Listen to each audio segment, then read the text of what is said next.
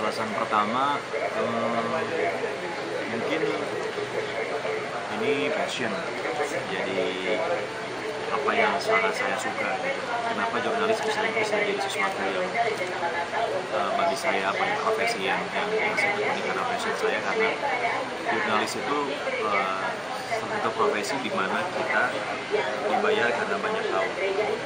Ada beberapa profesi yang dibayar makin lama lebih mahal karena mereka semakin ahli. Nah, kalau jurnalis itu sifatnya lebih horizontal gitu. Semakin banyak kita tahu, kita semakin kompeten, semakin kredibel. Nah, saya termasuk orang yang sangat suka hal yang baru. Nah, di dunia jurnalistik kita akan selalu dapat yang baru setiap menit. Bukan lagi setiap bulan atau setiap minggu, tapi setiap menit kita akan selalu membahas hal yang baru, bertemu dengan kasus yang baru, bertemu dengan peristiwa yang baru, bertemu dengan berita yang baru, juga bertemu dengan narasumber yang baru.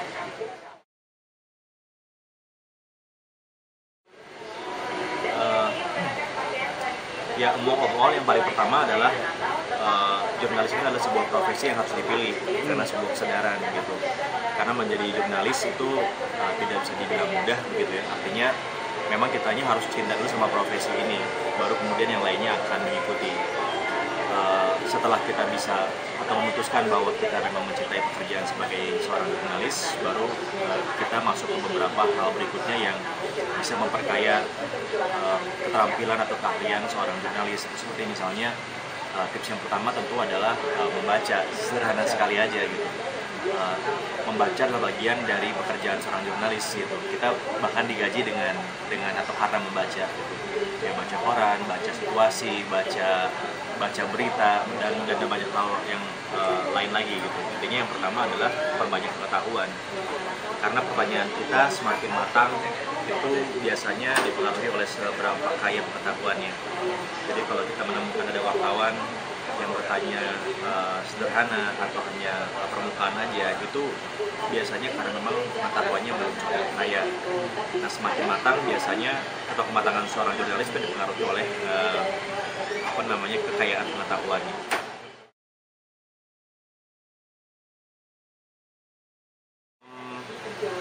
Kalau berapa? Tentang itu mengejar narasumber. Iya.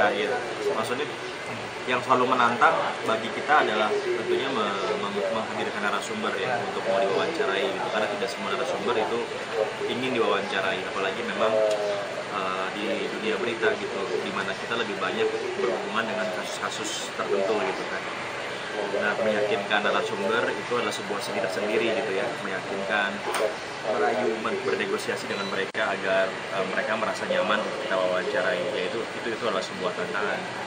Yang kedua tentunya adalah saat kita terjun ke lapangan dan kemudian kita membuat sebuah berita yang bisa memberikan signifikansi ke publik gitu. Artinya mempengaruhi atau berdampak luas.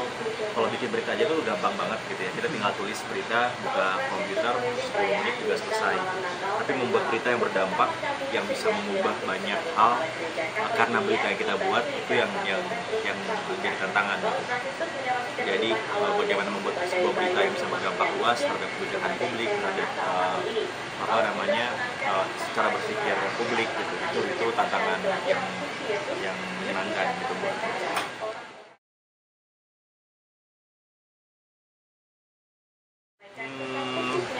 Di sini memang ada dua arah gitu. Biasanya ada yang namanya news gathering atau redaktur ya. Mereka akan melisting banyak sekali peristiwa atau isu atau agenda untuk kita liput. Nah, puluhan atau bahkan ratusan agenda ini kemudian di list dan mereka akan bagi ke setiap reporter yang ada di sini. Itu arah yang pertama. Yang kedua bisa juga dari bottom up, dari reporternya yang mengusulkan satu agenda liputan ke redaktur. Jadi misalnya seseorang wartawan dari desk ekonomi, dia akan mengusulkan kepada redakturnya untuk meliput tentang pelemahan dolar misalnya itu juga bisa. Jadi manajemen peliputan di sini dua arah gitu ya, ada dari atas ke bawah ataupun dari bawah ke atas. Memang itu tidak bisa dipungkiri terjadi, artinya itu sebuah rahasia umum gitu ya. Tapi saya pikir sekarang ini gejala itu sudah semakin berkurang. Kenapa? Karena publik sudah semakin cerdas gitu. Jadi publik sudah semakin cerdas, dia bisa tahu mana memang berita yang faktual, mana yang settingan gitu. Dia bisa lihat mana berita yang didomplengi oleh kepentingan, mana yang memang betul-betul mengungkapkan berita apa adanya. Saya pikir publik sudah bisa menjustifikasi sendiri seperti apa.